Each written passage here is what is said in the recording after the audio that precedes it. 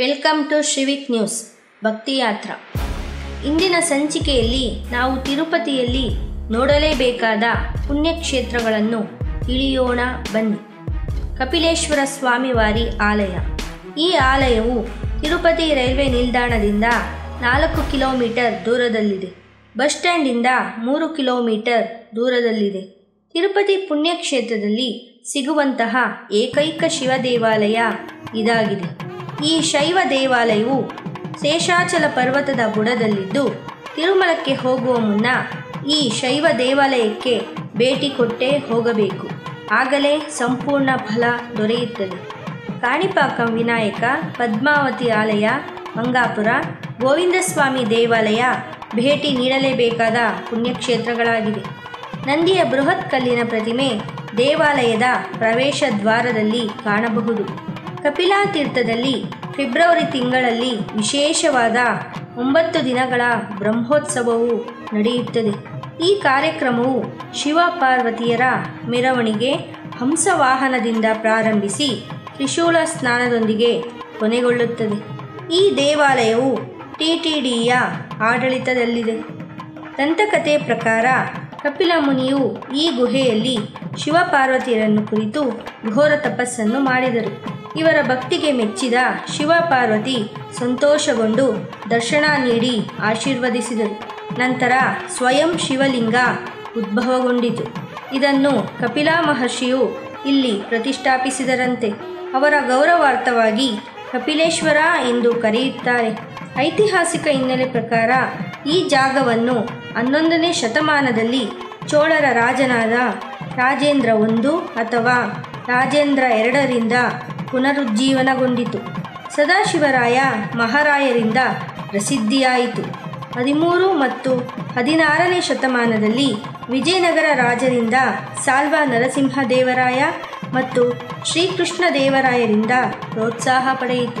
ಕಪಿಲೇಶ್ವರ ಆಲಯಕ್ಕೆ ಶೇಷಾದ್ರಿ ಪರ್ವತದ ತುತ್ತ ತುದಿಯ ಶಿಖರದಿಂದ ರೂಪುಗೊಳ್ಳುವ ಸಣ್ಣ ಜಲಧಾರೆಯು ದೊಡ್ಡ ಜಲಪಾತವಾಗಿ ರೂಪ ಪಡೆದು ಸುಮಾರು 100 ಅಡಿಗಳಿಗಿಂತ ಹೆಚ್ಚು ಎತ್ತರದಿಂದ ಕಪಿಲೇಶ್ವರ ದೇವಾಲಯದ ಪುಷ್ಕರಣಿಗೆ ಧುಮುಕುವುದರಿಂದ ಕಪಿಲಾತೀರ್ಥ ಜಲಪಾತ ಎಂದೇ ಕರೆಯುತ್ತಾರೆ. ಕಾರ್ತಿಕ ಮಾಸದ ಹುಣ್ಣಿಮೆ ದಿನದಂದು ಮಧ್ಯಾಹ್ನದ ಹೊತ್ತಿಗೆ 10 ಘಟಿಕಗಳಷ್ಟು, ಅಂದರೆ 1 ಘಟಿಕ ಎಂದರೆ 24 ನಿಮಿಷಗಳು ಸಮಯದವರೆಗೆ 3 ಲೋಕದಲ್ಲಿರುವ ಸಕಲ ಪವಿತ್ರ ತೀರ್ಥಗಳು ಈ ಕಪಿಲಾತೀರ್ಥದಲ್ಲಿ ಬಂದು ಸೇರುತ್ತವೆ ಎನ್ನಲಾಗುತ್ತದೆ. ಆದ್ದರಿಂದ ಈ ಮಂಗಳಕರ ಸಮಯದಲ್ಲಿ ಈ ನೀರಿನಲ್ಲಿ ಯಾರು ಸ್ನಾನ ಮಾಡುತ್ತಾರೋ ಅವರಿಗೆ ಆಯಸ್ಸು ಮುಗಿದ ನಂತರ ನೇರವಾಗಿ ಬ್ರಹ್ಮಲೋಕ ಸೇರಿ ಮೋಕ್ಷ ಪಡೆಯುತ್ತಾರೆ ಎಂಬ ನಂಬಿಕೆ ಇದೆ. ಪೂರ್ವಜರ ಆತ್ಮಗಳಿಗೆ ಎಂದಿಗೂ ಪಿಂಡವನ್ನು ಅರ್ಪಿಸದವರು ಈ ದಿನದಂದು ಅರ್ಪಿಸಿದರೆ ಮೋಕ್ಷವನ್ನು ಪಡೆಯುತ್ತಾರೆ ಎಂಬ ಪ್ರತೀತಿ ಇದೆ. ಮಹಾಶಿವರಾತ್ರಿ, ಕಾರ್ತಿಕ ದೀಪಂ, ವಿನಾಯಕ ಚೌತಿ ಎಂಬ ಹಬ್ಬಗಳನ್ನು ಈ ದೇವಾಲಯದಲ್ಲಿ ವಿಶೇಷವಾಗಿ ಆಚರಿಸಲಾಗುತ್ತದೆ. ಒಕ್ಕುಳಮಾತ ದೇವಾಲಯ. ಮಾತೃದೇವೋಭವ ಎಂಬ ಮಾತಿಗೆ ನಿದರ್ಶನವಾಗಿರುವುದು ಈ ಒಕ್ಕುಳಮಾತ ದೇವಾಲಯ. ಇದು ತಿರುಪತಿಯಿಂದ 5 ಕಿಲೋಮೀಟರ್, ತಿರುಮಲದಿಂದ 10 ಕಿಲೋಮೀಟರ್ ದೂರದಲ್ಲಿ ಪೆರೂರು ಎಂಬ ಗ್ರಾಮದಲ್ಲಿದೆ. ಈ ದೇವಾಲಯ 50 ಎಕರೆ ವಿಸ್ತೀರ್ಣದಲ್ಲಿದೆ. ಪುರಾಣ ಕಥೆಯ ಪ್ರಕಾರ ಯಶೋಧಾದೇವಿಗೆ ತನ್ನ ಮಗನಾದ ಕೃಷ್ಣನ ಮದುವೆಯನ್ನು ನೋಡಲಾಗದ ಕಾರಣದಿಂದಾಗಿ ನೊಂದುಕೊಳ್ಳುತ್ತಾರೆ. ಆಗ ಶ್ರೀಕೃಷ್ಣನು ತಾಯಿಗೆ ತನ್ನ ಮದುವೆಯನ್ನು ಮಾಡುವ ಅವಕಾಶವು ನಿಮಗೆ ಕಲಿಯುಗದಲ್ಲಿ ಬರುತ್ತದೆ ಎಂದು ನುಡಿಯುತ್ತಾರೆ. ಕಲಿಯುಗದಲ್ಲಿ ಈ ಯಶೋಧ ಮಾತೆಯೇ ಒಕ್ಕುಳಾದೇವಿಯಾಗಿ ಪುನರ್ಜನ್ಮ ಪಡೆದು ಕೃಷ್ಣನ ಅವತಾರ ಶ್ರೀನಿವಾಸ ದೇವರನ್ನು ಲಕ್ಷ್ಮೀ ಅವತಾರವಾದ ಪದ್ಮಾವತಿಯೊಂದಿಗೆ ವಿವಾಹವನ್ನು ಮಾಡಿ ತನ್ನ ಮನದ ಇಂಗಿತವನ್ನು ಪೂರೈಸಿಕೊಳ್ಳುತ್ತಾರೆ. ಈ ದೇವಾಲಯದ ಗೋಪುರಕ್ಕೆ 20 ಕೆಜಿ ಚಿನ್ನದ ಲೇಪನ ಮಾಡಲಾಗಿದೆ. ಮೊದಲ ಪೂಜೆ ಈ ದೇವಾಲಯದಲ್ಲಿ ಮಾಡಿದ ನಂತರ ತಿರುಮಲ ಮುಖ್ಯ ದೇವಾಲಯದಲ್ಲಿ ಪೂಜೆಯನ್ನು ನೆರವೇರಿಸಲಾಗುತ್ತಿದೆ. ಹೈದರಾಲಿ ಮತ್ತು ಟಿಪ್ಪು ಸುಲ್ತಾನ್ ಇಲ್ಲಿ ಆಕ್ರಮಣ ಮಾಡಿದಾಗ ಈ ದೇವಾಲಯವು ಲೂಟಿಯ ಪಾಲು ಎದುರಿಸಿತು ಮತ್ತು ಈ ದೇವಾಲಯವು ತನ್ನ ವೈಭವವನ್ನು ಕಳೆದುಕೊಂಡಿತು ಎಂಬ ಐತಿಹಾಸಿಕ ಹಿನ್ನೆಲೆ ಇದೆ. ಈ ದೇವಾಲಯದಲ್ಲಿ ಒಕ್ಕುಳಮಾತಾ ದೇವಿಯ ನೈವೇದ್ಯ ನಂತರ ಶ್ರೀ ವೆಂಕಟೇಶ್ವರನಿಗೆ ನೈವೇದ್ಯವನ್ನು ಅರ್ಪಿಸಲಾಗುತ್ತದೆ. ಪದ್ಮಾವತಿ ಅಮ್ಮವಾರಿ ಆಲಯ. ಶ್ರೀ ಪದ್ಮಾವತಿ ಅಮ್ಮವಾರಿ ಆಲಯವು ತಿರುಪತಿಯಿಂದ 5 ಕಿಲೋಮೀಟರ್ ದೂರದಲ್ಲಿದೆ. ಈ ದೇವಾಲಯದ ಗೋಪುರವು 40 ಅಡಿ ಎತ್ತರವಿದ್ದು ದೇವಾಲಯದ ಗೋಡೆಗಳನ್ನು ಬಿಳಿ ಅಮೃತ ಶಿಲೆಯಿಂದ ಮಾಡಲ್ಪಟ್ಟಿದ್ದು ಬಹಳ ಆಕರ್ಷಕವಾಗಿದೆ. ಈ ಕ್ಷೇತ್ರವು ಪರಿಶುದ್ಧದ ಆತ್ಮಾವಲೋಕನದ ಶುದ್ಧತೆಯನ್ನು ಸಾರುವ ಪುಣ್ಯಕ್ಷೇತ್ರವಾಗಿ ಪ್ರಜ್ವಲಿಸುತ್ತಿದೆ. ಇದರ ಹಿಂದಿನ ಕತೆ ರೋಮಾಂಚನದಿಂದ ಕೂಡಿದ್ದು ಆದರ್ಶ ದಂಪತಿಗಳ ಮೌಲ್ಯಗಳನ್ನು ಎತ್ತಿ ಹಿಡಿಯುವ ಸಾರಾಂಶವನ್ನು ಪ್ರತಿಬಿಂಬಿಸುತ್ತದೆ. ಪುರಾಣ ಪ್ರಕಾರ ವೈಕುಂಠದಲ್ಲಿ ಲಕ್ಷ್ಮೀ ನಿವಾಸದ ವಿಷ್ಣುವಿನ ವಕ್ಷಸ್ಥಳವನ್ನು ಭೃಗು ಮಹರ್ಷಿಯು ಕೋಪದಿಂದ ಒದ್ದ ನಂತರ ಬೇಸರಗೊಂಡ ಲಕ್ಷ್ಮೀದೇವಿಯು ಪಾತಾಳ ಲೋಕಕ್ಕೆ ಹೋಗುತ್ತಾರೆ. ಕೆಲವು ವರ್ಷಗಳ ನಂತರ ಕೊಲ್ಲಾಪುರಕ್ಕೆ ಬಂದು ರಾಕ್ಷಸನನ್ನು ಸಂಹರಿಸಿ ಅಲ್ಲಿಯೇ ನೆಲೆಸುತ್ತಾಳೆ. ಇತ್ತ ಲಕ್ಷ್ಮೀದೇವಿಯನ್ನು ಹುಡುಕುತ್ತಾ ಭೂಲೋಕಕ್ಕೆ ಬಂದ ಮಹಾವಿಷ್ಣುವು ಶ್ರೀನಿವಾಸ ಅವತಾರ ತಾಳಿ ದ್ವಾಪರಯುಗದಲ್ಲಿ ಯಶೋಧಾದೇವಿಗೆ ಕೊಟ್ಟಂತಹ ಮಾತನ್ನು ನೆರವೇರಿಸಲು ಈ ಕಲಿಯುಗದಲ್ಲಿ ಅವತರಿಸಿದ ಉಕುಲಾಮಾತೆಯ ಆಸೆಯಂತೆ ಪದ್ಮಾವತಿಯನ್ನು ಪ್ರೀತಿಸಿ ವಿವಾಹವಾಗುತ್ತಾರೆ ಶ್ರೀನಿವಾಸ. ನವದಂಪತಿಗಳು ರಮಣೀಯ ಕ್ಷಣಗಳನ್ನು ಕಳೆಯುತ್ತಿರುವಾಗ ನಾರದರು ಬಂದು ಶ್ರೀನಿವಾಸ ದೇವರಿಗೆ ಹಿಂದಿನ ವೃತ್ತಾಂತವನ್ನು ವಿವರಿಸುತ್ತಾರೆ. ವೈಕುಂಠ ನಿವಾಸಕ್ಕೆ ಹಿಂದಿರುಗಬೇಕು, ಸೃಷ್ಟಿಯ ಕಾರ್ಯವು ನಿಂತು ಹೋಗಿರುವುದನ್ನು ನೆನಪಿಸುತ್ತಾರೆ. ಶ್ರೀನಿವಾಸ ದೇವರು ಕೊಲ್ಲಾಪುರಕ್ಕೆ ಹೋಗಿ ಲಕ್ಷ್ಮೀದೇವಿಯನ್ನು ವೈಕುಂಠಕ್ಕೆ ಬರಲು ಪರಿಪರಿಯಾಗಿ ಕೇಳಿಕೊಳ್ಳಲು ತಾಯಿ ನಿರಾಕರಿಸಿ ಪರಿಶುದ್ಧ ಮನಸ್ಸಿನಲ್ಲಿ ಮಾತ್ರ ತಾನು ವಾಸಿಸುತ್ತೇನೆ ಎಂದು ನುಡಿದರು. ಹೀಗಾಗಿ ಭೂಲೋಕದಲ್ಲಿ ಶ್ರೇಷ್ಠವಾದ ಪವಿತ್ರವಾದ ತಾಣವನ್ನು ಹುಡುಕಿ ಪರಿಶುದ್ಧನಾಗಲು ಈಗಿನ ತಿರುಚನೂರಿನ ಕ್ಷೇತ್ರದ ಅಲುಮೇಲು ಮಂಗಾಪುರದಲ್ಲಿ ಹಲವಾರು ವರ್ಷಗಳು ಘೋರ ತಪಸ್ಸನ್ನು ಮಾಡುತ್ತಾರೆ. ಇದರ ಫಲವಾಗಿ ಪ್ರಸನ್ನಗೊಂಡ ಮಹಾಲಕ್ಷ್ಮಿಯು ಪದ್ಮ ಸರೋವರದಲ್ಲಿ ಅಲುಮೇಲು ಮಂಗಮ್ಮಳಾಗಿ ಆವಿರ್ಭವಿಸಿದಳು. ಅಲುಮೇಲು ಮಂಗಮ್ಮ ಎಂದರೆ ಕಮಲದ ಮೇಲೆ ಬೆಳಗುವ ದಿವ್ಯವನಿತೆ, ಶ್ರೀಕಾಂತೆ ಎಂಬ ಅರ್ಥವಿದೆ. ಆದ್ದರಿಂದಲೇ ಆ ತಾಯಿಗೆ ಪದ್ಮಾವತಿ ಎಂಬ ಇನ್ನೊಂದು ಹೆಸರು ಇದೆ. ಈ ದೇವಾಲಯದಲ್ಲಿ ಶ್ರೀಲಕ್ಷ್ಮಿಯು ಅಲುಮೇಲು ಮಂಗಮ್ಮನಾಗಿ ನೆಲೆಸುತ್ತಾರೆ. ಆಕಾಶರಾಜನ ಮಗಳಾದ ಪದ್ಮಾವತಿಯು ಲಕ್ಷ್ಮಿಯ ಅಂಶವೇ ಆಗಿರುವುದರಿಂದ ಮಹಾಲಕ್ಷ್ಮಿಯ ಜೊತೆ ಸೇರಿ ಶ್ರೀನಿವಾಸನೊಂದಿಗೆ ತಿರುಮಲಕ್ಕೆ ಹೋಗಿ ತಿರುಮಲವನ್ನೇ ಕಲಿಯುಗದ ವೈಕುಂಠವಾಗುವಂತೆ ಮಹಾವಿಷ್ಣುವು ಲಕ್ಷ್ಮೀ ಸಮೇತರಾಗಿ ನೆಲೆಸುತ್ತಾರೆ. ಕಲ್ಯಾಣ ವೆಂಕಟೇಶ್ವರ ಸ್ವಾಮಿವಾರಿ ಆಲಯ. ಈ ದೇವಾಲಯವು ತಿರುಪತಿಯಿಂದ ಪಶ್ಚಿಮ ಮಾರ್ಗವಾಗಿ 12 ಕಿಲೋಮೀಟರ್ ದೂರದಲ್ಲಿದೆ. ಶ್ರೀನಿವಾಸ ಮಂಗಾಪುರದಲ್ಲಿರುವ ಕಲ್ಯಾಣ ವೆಂಕಟೇಶ್ವರ ಆಲಯವು ತಿರುಮಲದಷ್ಟೇ ಪವಿತ್ರ ಕ್ಷೇತ್ರವೆಂದು ಭಕ್ತರು ನಂಬುತ್ತಾರೆ. ಮದುವೆಯಾಗದ ಯುವಕ ಯುವತಿಯರು ನವದಂಪತಿಗಳು ಇಲ್ಲಿ ಬಂದು ತಮ್ಮ ಮನದ ಇಂಗಿತವನ್ನು ಹೇಳಿಕೊಳ್ಳುತ್ತಾರೆ. ಪುರಾಣ ಕಥೆಯ ಪ್ರಕಾರ ಆಕಾಶರಾಜನ ಮಗಳಾದ ಪದ್ಮಾವತಿ ದೇವಿಯನ್ನು ವಿವಾಹವಾಗಿ ಸುಂದರ ಕ್ಷಣಗಳನ್ನು ಕಳೆಯುತ್ತಾ ತಿರುಮಲಕ್ಕೆ ಹೋಗದೆ ಎಷ್ಟೋ ವರ್ಷಗಳು ಕಳೆದು ಹೋಗಿರುತ್ತದೆ. ತಿರುಮಲಕ್ಕೆ ಪಯಣ ಬೆಳೆಸಿದ ನವದಂಪತಿಗಳು ಮಾರ್ಗ ಮಧ್ಯದಲ್ಲಿ ಅಗಸ್ತೇಶ್ವರ ಆಶ್ರಮಕ್ಕೆ ತಲುಪಿ ಆಶೀರ್ವಾದ ಪಡೆಯುತ್ತಾರೆ. ಅಗಸ್ತೇಶ್ವರ ಸ್ವಾಮಿಯ ಆಣತಿಯಂತೆ ನವದಂಪತಿಗಳು ಪುಣ್ಯಕ್ಷೇತ್ರವಾದ ತಿರುಮಲಕ್ಕೆ ಹೋಗಬಾರದೆಂದು ತಿಳಿದು ಶ್ರೀನಿವಾಸ ಮಂಗಾಪುರದಲ್ಲಿ 6 ತಿಂಗಳುಗಳು ಆಶ್ರಮ ನಿರ್ಮಿಸಿಕೊಂಡು ವಾಸಿಸುತ್ತಾರೆ. 6 ತಿಂಗಳ ನಂತರ ಮುನಿಗಳ ಕೋರಿಕೆಯಂತೆ ಶ್ರೀನಿವಾಸ ಪದ್ಮಾವತಿ ಸಮೇತರಾಗಿ ತನ್ನ ಪ್ರತಿಬಿಂಬದ ಶಿಲೆಯನ್ನು ಸ್ಥಾಪಿಸಿ ನವದಂಪತಿಗಳಿಗೆ ಅವಿವಾಹಿತರಿಗೆ ಇಷ್ಟಾರ್ಥಗಳನ್ನು ನೀಡುವ ಪುಣ್ಯಕ್ಷೇತ್ರವಾಗಿದೆ. ವೃದ್ಧರು ತಿರುಮಲಕ್ಕೆ ಹೋಗಲಾರದವರು ಈ ಕ್ಷೇತ್ರಕ್ಕೆ ಬಂದು ದರ್ಶನ ಮಾಡಿದರೆ ತಿರುಮಲಕ್ಕೆ ಹೋದಂತಹ ಪುಣ್ಯವು ಲಭಿಸುತ್ತದೆ. ಮುಕ್ಕೋಟಿ ಅಗಸ್ತೇಶ್ವರ ದೇವಸ್ಥಾನ. ಈ ದೇವಾಲಯವು ಚಿತ್ತೂರು ಜಿಲ್ಲಾ ತೊಂಡವಾಡದಲ್ಲಿದೆ.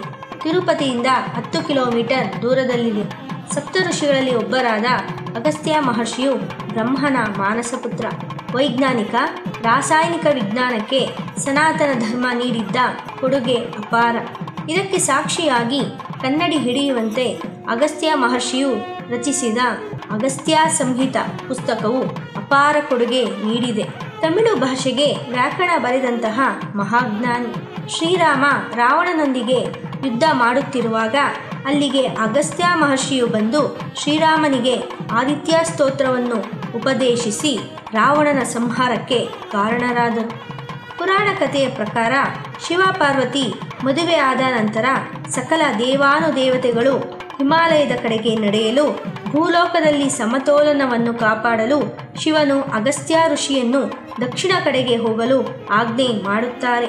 ಶಿವಭಕ್ತರಾದ ಅಗಸ್ತ್ಯರು ಶಿವನ ಕಲ್ಯಾಣಕ್ಕೆ ಸಾಕ್ಷಿಯಾಗುವುದಿಲ್ಲವೆಂದು ನೊಂದುಕೊಳ್ಳುತ್ತಾರೆ. ಇದನ್ನರಿತ ಶಿವನು, ನೀನು ದಕ್ಷಿಣ ದಿಕ್ಕಿಗೆ ಹೋಗು, ನೀನು ನೆನೆದ ಕೂಡಲೇ ಶಿವ ಪಾರ್ವತಿಯರಾದ ನಾವು ನಿನ್ನ ಮುಂದೆ ಪ್ರತ್ಯಕ್ಷರಾಗುತ್ತೇವೆ ಎಂದು ವರ ಕೊಟ್ಟರು. ಹೀಗೆ ದಕ್ಷಿಣ ಭಾರತಕ್ಕೆ ಬಂದ ಅಗಸ್ತ್ಯ ಮಹರ್ಷಿಯು ನಾನಾ ಪ್ರದೇಶದಲ್ಲಿ ಆಶ್ರಮಗಳನ್ನು ಸ್ಥಾಪಿಸಿ ನಂತರ ಯೋಗ್ಯ ಸ್ಥಳವನ್ನು ಹುಡುಕುತ್ತಾ ತೊಂಡವಾಡ ಸ್ಥಳಕ್ಕೆ ಬರುತ್ತಾರೆ. ತಮ್ಮ ಪೂಜಾ ಕೈಂಕರ್ಯಗಳನ್ನು ಮಾಡಲು ಬ್ರಹ್ಮದೇವರನ್ನು ಕುರಿತು ತಪಸ್ಸು ಮಾಡಿ ಗಂಗಾದೇವಿಯನ್ನು ಕಳಿಸುವಂತೆ ಕೇಳಿಕೊಳ್ಳುತ್ತಾರೆ. ಅಗಸ್ತ್ಯ ಮಹರ್ಷಿಯ ತಪಸ್ಸಿಗೆ ಮೆಚ್ಚಿದ ಬ್ರಹ್ಮದೇವನು ಗಂಗಾದೇವಿಯನ್ನು ಹರಿಸುತ್ತಾರೆ.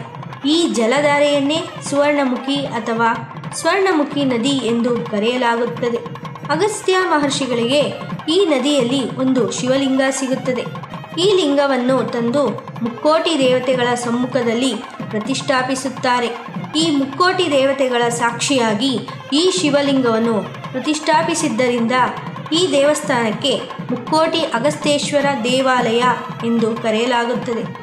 ಅಗಸ್ತ್ಯ ಮಹರ್ಷಿಯು ಈ ಲಿಂಗವನ್ನು ಪ್ರತಿಷ್ಠಾಪಿಸಿದ್ದರಿಂದ ಈ ಆಲಯಕ್ಕೆ ಅಗಸ್ತೇಶ್ವರ ಸ್ವಾಮಿ ಆಲಯ ಎಂದು ಹೆಸರು ಬಂದಿದೆ. ಇಲ್ಲಿ ಅಗಸ್ತ್ಯ ಮಹರ್ಷಿಯು ಆಶ್ರಮವನ್ನು ನಿರ್ಮಿಸಿಕೊಂಡು ನೆಲೆಸಿರುತ್ತಾರೆ. ಶ್ರೀನಿವಾಸ ಮತ್ತು ಪದ್ಮಾವತಿಯ ಕಲ್ಯಾಣವಾದ ನಂತರ ತಿರುಮಲಕ್ಕೆ ಹೋಗುವ ಮಾರ್ಗದಲ್ಲಿ ಅಗಸ್ತ್ಯ ಮಹರ್ಷಿಯ ಆಶ್ರಮವನ್ನು ಕಂಡು ಆಶೀರ್ವಾದ ಪಡೆಯಲು ಆಶ್ರಮಕ್ಕೆ ಬರುತ್ತಾರೆ. ಆಗ ಅಗಸ್ತ್ಯ ಮಹರ್ಷಿಗಳು ಆಶೀರ್ವದಿಸುತ್ತಾ, ನವದಂಪತಿಗಳು ಮದುವೆಯಾದ 6 ತಿಂಗಳು ಶ್ರೇಷ್ಠವಾದ ತಿರುಮಲ ಬೆಟ್ಟಕ್ಕೆ ಹೋಗಬಾರದು ಎಂದು ಹೇಳಿ ಆಶ್ರಮ ಬಳಿಯೇ ಉಳಿಯಲು ಹೇಳುತ್ತಾರೆ. ಇದನ್ನು ಅಂಗೀಕರಿಸಿದ ಶ್ರೀನಿವಾಸನು ಸ್ವರ್ಣಮುಖಿ ನದಿಯ ದಡದ ಸಮೀಪದಲ್ಲೇ ಆಶ್ರಮ ನಿರ್ಮಿಸಿ 6 ತಿಂಗಳು ಕಳೆಯುತ್ತಾರೆ. 6 ತಿಂಗಳು ಕಳೆದ ನಂತರ ಶ್ರೀನಿವಾಸನು ತಿರುಮಲಕ್ಕೆ ಹೋಗುವಾಗ ಪಾದುಕೆಗಳನ್ನು ಪಡೆದ ಅಗಸ್ತ್ಯ ಮಹರ್ಷಿಗಳು ಈ ಪಾದುಕೆಗಳನ್ನು ಸ್ವರ್ಣಮುಖಿ ನದಿಯ ಬಳಿ ಗೋಪುರವನ್ನು ನಿರ್ಮಿಸಿ ಪ್ರತಿಷ್ಠಾಪಿಸಿದ್ದಾರೆ. ಆದ್ದರಿಂದ ಈ ಸ್ಥಳಕ್ಕೆ ಅಗಸ್ತೇಶ್ವರ ಸ್ವಾಮಿ ವಿಷ್ಣುಪಾದ ಎಂಬ ಹೆಸರು ಬಂದಿದೆ. ಈ ದೇವಸ್ಥಾನ ಸಮೀಪದಲ್ಲೇ ಈ ಸ್ಥಳವನ್ನು ನೋಡಬಹುದು. ಶಿವಾಯ ವಿಷ್ಣು ರೂಪಾಯ ಶಿವರೂಪಾಯ ವಿಷ್ಣುವೆ ಎಂಬ ಸತ್ಯತೆಗೆ ಪ್ರತಿಬಿಂಬವಂತೆ ಒಂದೇ ವಿಗ್ರಹದಲ್ಲಿ ವಿಷ್ಣು ಶಿವನನ್ನು ನೋಡಿ ಕಣ್ತುಂಬಿಕೊಳ್ಳಬಹುದು. ಐತಿಹಾಸಿಕ ಹಿನ್ನೆಲೆ ಪ್ರಕಾರ ತೊಂಡಮಾನ ಚಕ್ರವರ್ತಿಯು ಈ ದೇವಸ್ಥಾನವನ್ನು ನಿರ್ಮಿಸಿ ಅಗಸ್ತ್ಯ ಮಹರ್ಷಿಯ ವಿಗ್ರಹವನ್ನು ಪ್ರತಿಷ್ಠಾಪಿಸಿದ್ದಾರೆ. ಚೋಳರು, ಪಲ್ಲವರು ಈ ದೇವಸ್ಥಾನವನ್ನು ಪುನರುಜ್ಜೀವನಗೊಳಿಸಿದ್ದಾರೆ ಎಂಬ ಹಿನ್ನೆಲೆ ಇದೆ. ಈ ಅಗಸ್ತೇಶ್ವರ ಸ್ವಾಮಿ ದೇವಸ್ಥಾನದಲ್ಲಿ ತಾಯಿ ಆನಂದವಲ್ಲಿ, ಗಣೇಶ, ಕಾರ್ತಿಕೇಯ, ವೀರಭದ್ರ, ಆಂಜನೇಯ, ದುರ್ಗಾದೇವಿ ದೇವರುಗಳ ದರ್ಶನಗಳನ್ನು ಸಹ ಮಾಡಬಹುದು. ಈ ದೇವಸ್ಥಾನದಲ್ಲಿ ಪ್ರಮುಖವಾಗಿ ಕಾರ್ತಿಕ ಮಾಸ ಪೌರ್ಣಮಿ ದಿನದಂದು ವಿಶೇಷ ಪೂಜೆ, ಮುಕ್ಕೋಟಿ ಉತ್ಸವವನ್ನು ಬಹಳ ವಿಜೃಂಭಣೆಯಿಂದ ನಡೆಸಲಾಗುತ್ತದೆ. ವಿಶೇಷವಾಗಿ ಸೋಮವಾರ ಮಹಾಶಿವರಾತ್ರಿಯಂದು ಪೂಜಾ ಕೈಂಕರ್ಯಗಳನ್ನು ನೆರವೇರಿಸಲಾಗುತ್ತದೆ. ಗೋವಿಂದರಾಜಸ್ವಾಮಿ ಆಲಯ. ಗೋವಿಂದರಾಜಸ್ವಾಮಿ ಆಲಯವು ತಿರುಪತಿಯ ರೈಲ್ವೆ ನಿಲ್ದಾಣದಿಂದ ಅರ್ಧ ಕಿಲೋಮೀಟರ್, ತಿರುಪತಿಯ ಬಸ್ ಸ್ಟ್ಯಾಂಡಿನಿಂದ 2 ಕಿಲೋಮೀಟರ್ ದೂರದಲ್ಲಿದೆ. ಈ ದೇವಸ್ಥಾನವು ರಹಸ್ಯ ಮತ್ತು ವಿಸ್ಮಯಗಳಿಂದ ಕೂಡಿದೆ.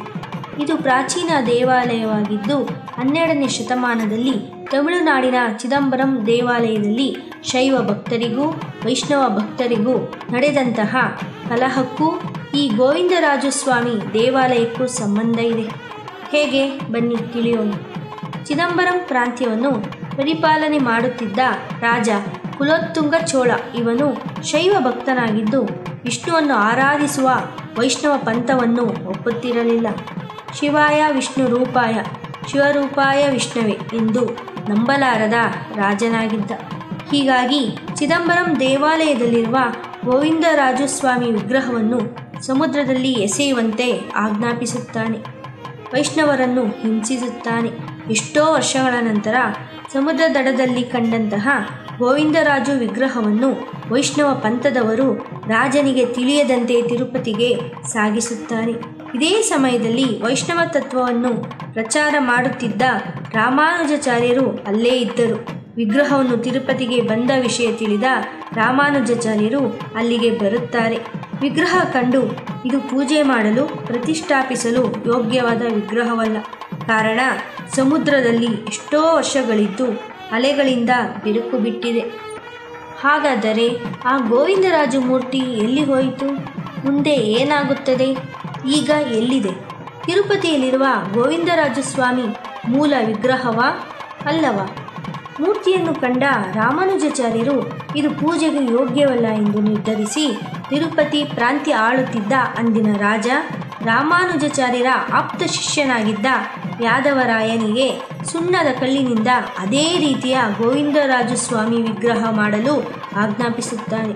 ಅದರಂತೆ ಮಾಡಿ ಗೋವಿಂದರಾಜ ಸ್ವಾಮಿ ದೇವಸ್ಥಾನದಲ್ಲಿ ಉತ್ತರ ದಿಕ್ಕಿನಲ್ಲಿ ಈ ವಿಗ್ರಹವನ್ನು ಪ್ರತಿಷ್ಠಾಪಿಸಲಾಯಿತು. ಇದರ ಹಳೆಯ ಮೂಲ ವಿಗ್ರಹವು ಇಂದಿಗೂ ಮಂಚನೀಲಗುಂಟ ನರಸಿಂಹ ತೀರ್ಥದಲ್ಲಿ ಕಾಣಬಹುದು.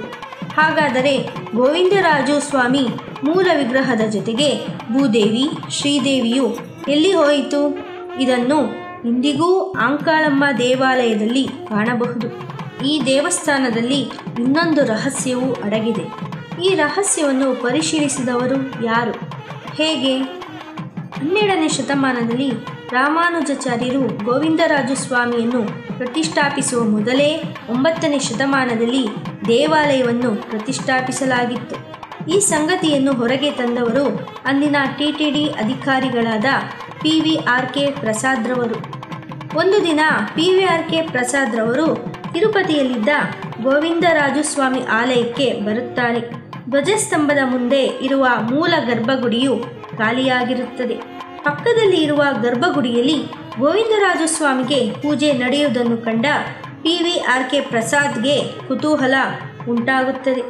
ಮೂಲ ಗರ್ಭಗುಡಿಯಲ್ಲಿ ಪೂಜೆ ನಡೆಯದೆ ಪಕ್ಕದ ಗರ್ಭಗುಡಿಯಲ್ಲಿ ಪೂಜೆ ಏಕೆ ನಡೆಯುತ್ತಿದೆ ಎಂದು ತಾಳೆಗರಿ ಗ್ರಂಥಗಳನ್ನು, ಪ್ರಾಚೀನ ಗ್ರಂಥಗಳನ್ನು, ಇತಿಹಾಸವನ್ನು ಓದಲು ಮುಂದಾಗುತ್ತಾರೆ.